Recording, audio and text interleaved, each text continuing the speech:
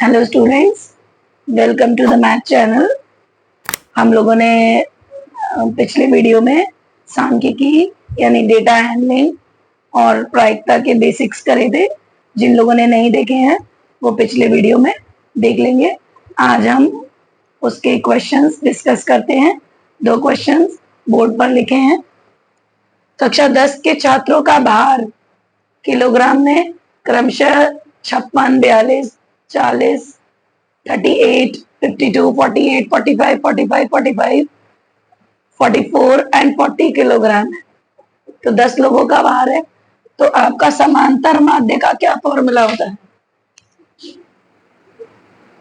समांतर माध्य होता है प्रेक्षणों का योग, यानी 56, 42, 40, 38, 52, 48, 45, 45, 44 प्लस 40 अपॉन प्रेक्षणों की संख्या यानी नंबर ऑफ ऑब्जर्वेशंस।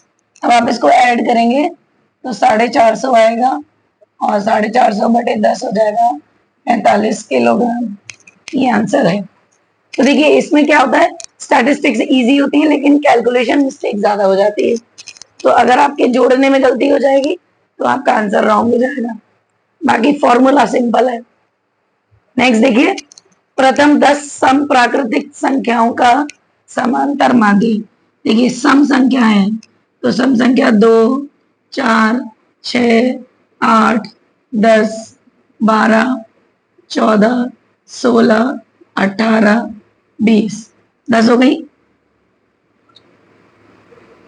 गिन लीजिए अपॉन 10 समांतर माध्य। इनका योग हो जाएगा 110 बटे 10, यानी आंसर आएगा 11।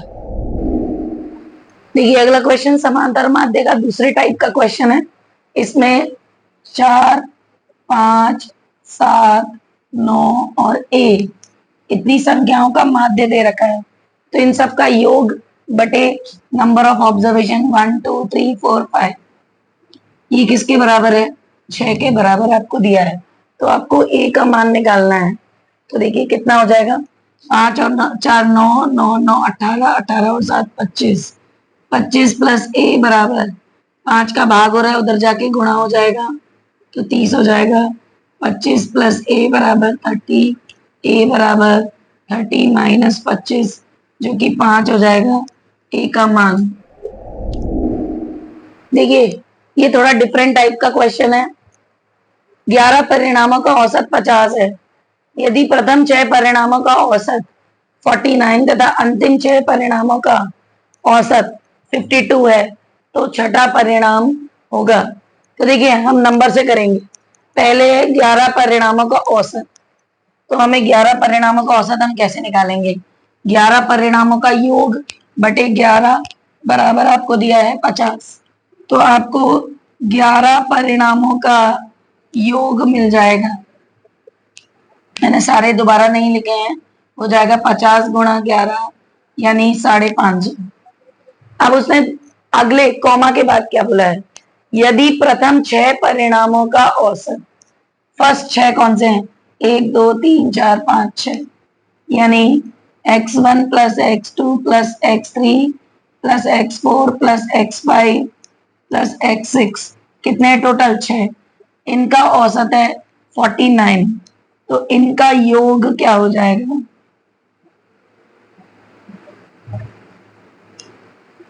49 गुणा 6 294। ठीक है। अब देखिए लास्ट के 6, अब लास्ट के 6 कौन से हैं? x6 x7 x8। तो देखिए x6 plus x7 plus x8 plus x9 plus x10 plus x11 ये किसके बराबर है? 52। तो ये भी 52 गुणा 6 हो जाएगा 312। अब ये 2 समीकरणों को जब मैं ऐड करूंगी तो मैं क्या देखूंगी? x1 से लेके x11 तक तो आ रहा है लेकिन x6 दो बार आ रहा है, तो मैं क्या लिखूंगी, अगर समीकरण 1 और 2 को ऐड कर दूं तो मुझे क्या मिलेगा, x1 x2 x3, x11 तक तो मिल जाएगा पूरा और एक x6 एक्स्ट्रा आएगा। ठीक है, तो मैंने जोड़ दिया 294 प्लस 312।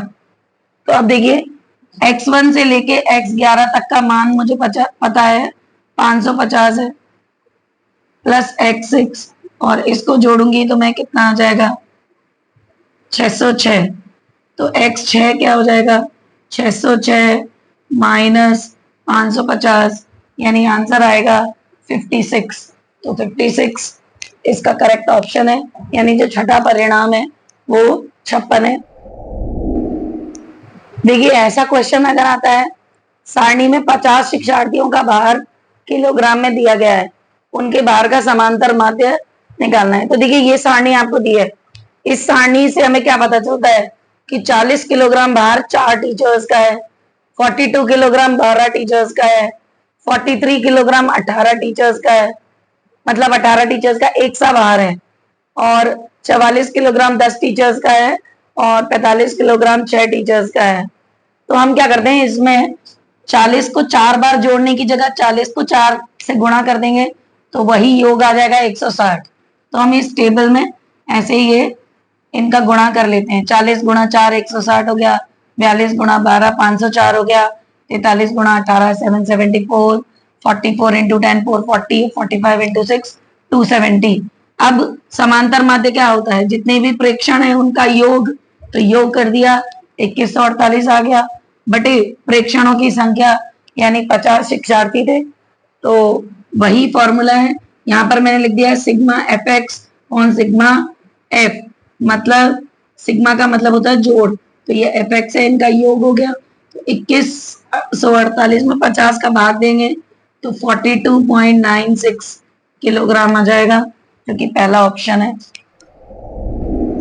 देखिए छठा प्रश्न है, आंकड़ों 148 151 153 145 143 152 एंड 155 की माध्यिका आपको निकालनी है। तो देखिए माध्यिका के लिए मैंने क्या एल्गोरिथम बताया था कि पहले आपको जितने भी आंकड़े दिए हैं उनको आपको असेंडिंग या डिसेंडिंग ऑर्डर में लिखना होगा। तो असेंडिंग ऑर्डर में जब मैंने लिख दिया तो इस तरह से आंकड़े हो गए। अब इनको गिनती करना है, कितने हैं ये 7 हैं, 7 हैं, तो विषम है, विषम है तो उसमें एक जोड़ के 2 का भाग कर देंगे, ये वाला पद होगा, यानी 8/2, यानी 4th टर्म जो होगी वो माध्यिका होगी। तो यहाँ से गिन लीजिए 1 2 3 4, 4th टर्म यानी 151 जो होगा वो इसकी माध्यिका होगी। नेक्स्ट वाले में जब सारणी दी गई है तो आपको क्या करना है, किसी कक्षा में 24 छात्रों की आयु वर्षों के आंकड़े निम्न है, माध्यिका होगी। तो देखिए 14 वर्ष कितने लोगों का है, 4 छात्रों का है, 15 5 का है।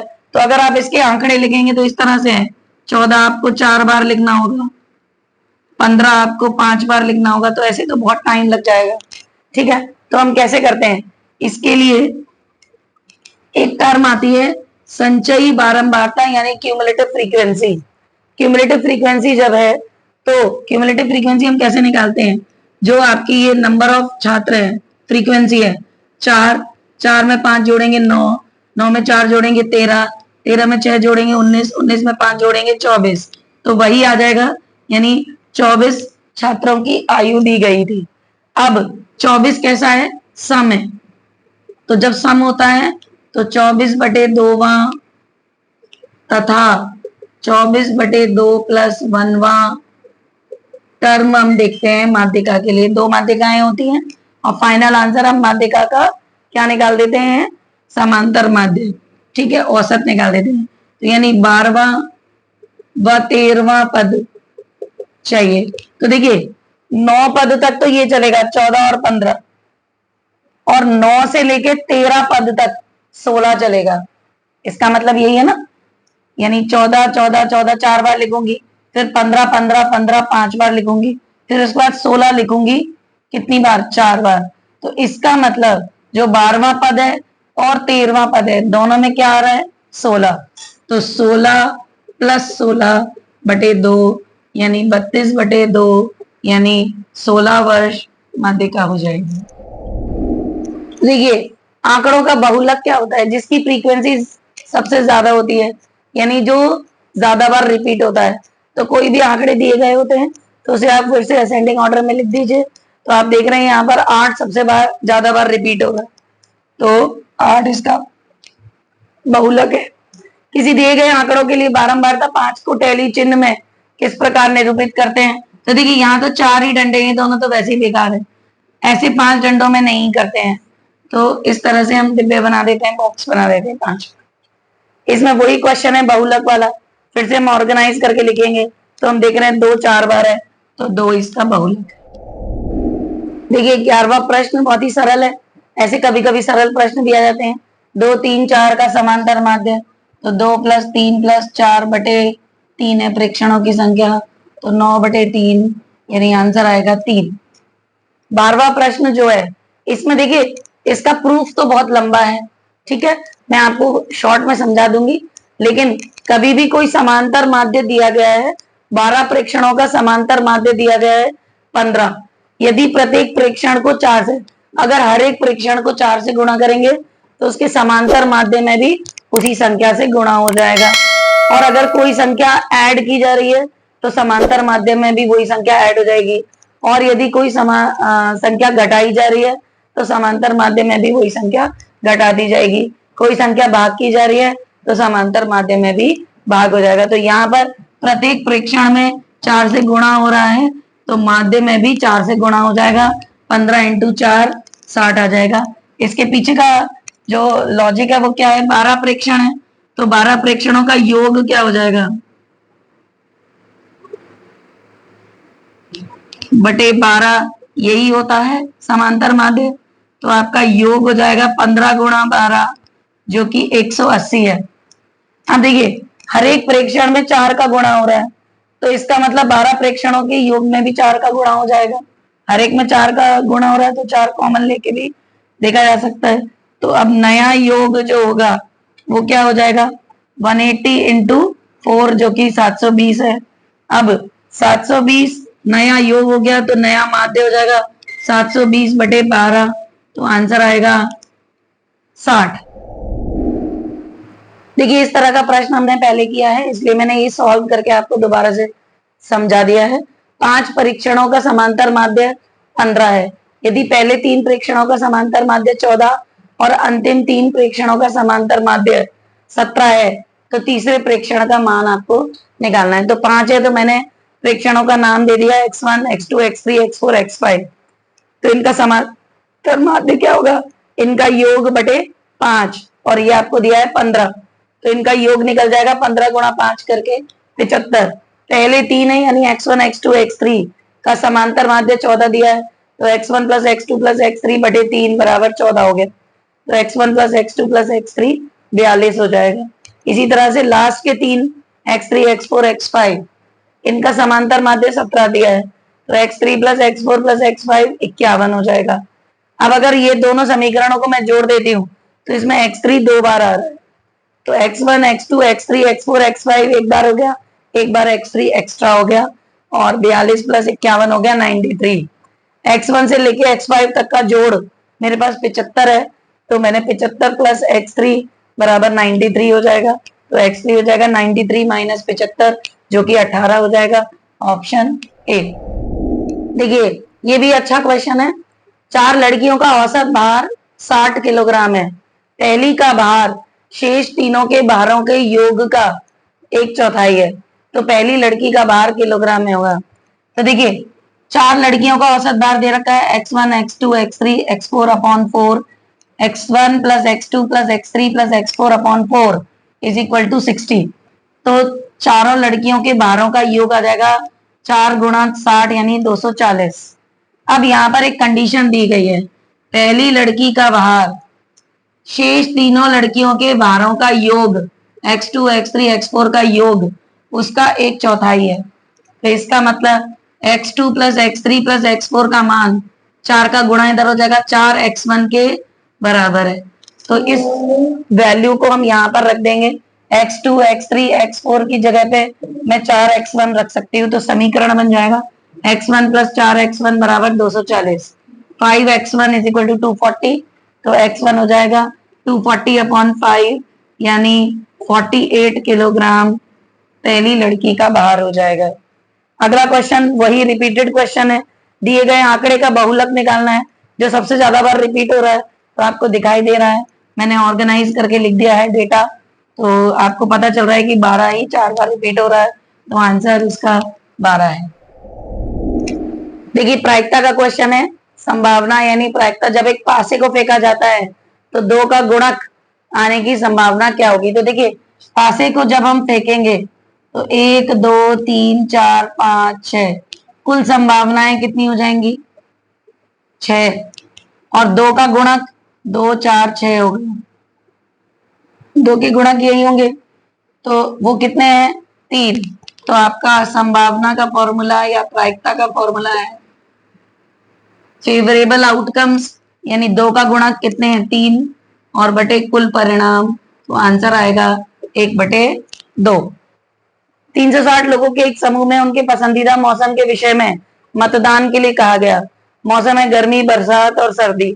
मतों की संख्या है गर्मी 90 लोगों को पसंद है, बरसात 120, सर्दी 150 लोगों को पसंद है। कौन से मौसम को सबसे अधिक मत मिले, तो कौन से मौसम को सबसे अधिक मिले, सर्दी के मौसम को मिले, तो आंसर आएगा सर्दी। देखिए अगेन इजी क्वेश्चन है, 14 12 16 8 और 10 का समांतर माध्य, तो समांतर माध्य कैसे निकालते हैं, इन सबका योग बटे नंबर ऑफ ऑब्जर्वेशन, यानी कितनी संख्या में है 1 2 3 4 5, तो 14 प्लस 12 प्लस 6 16 प्लस 8 प्लस 10 बटे 5, इनको जोड़ेंगे ये आएगा 60/5, यानी आंसर आएगा 12। ऐसा क्वेश्चन भी हमने किया था, यदि 3 4 8 5 x और 3 अंकों का समांतर माध्य, तो समांतर माध्य कैसे निकालते हैं, 3 plus 4 plus 8 plus 5 plus x plus 3 और टोटल संख्या है 6, इनका माध्य 4, तो इनको जोड़ देंगे 7 और 8 15 20 23 प्लस x बराबर 6 का भाग हो रहा है उधर जाके गुणा हो जाएगा, तो 23 प्लस x बराबर 24, x बराबर हो जाएगा 24 माइनस 23 जो कि 1 है, तो x का मान 1 आ जाएगा। देखिए बच्चों हमने आधे क्वेश्चन कर लिए हैं, इसमें आपके 38 क्वेश्चंस हैं, तो हमने 19 क्वेश्चंस कर लिए हैं और अब आप आगे के क्वेश्चन करेंगे। आशा करती हूँ कि आपको ये समझ में आए होंगे और ज्यादातर क्वेश्चंस इसमें रिपीटेड ही हैं, तो आप ट्राई करेंगे तो आपको जरूर आएंगे। नेक्स्ट वीडियो में हम आगे के क्वेश्चंस डिस्कस करेंगे। आपको वीडियो अच्छा लगा हो तो वीडियो को लाइक कीजिए, चैनल को सब्सक्राइब कीजिए। Thank you very much for watching.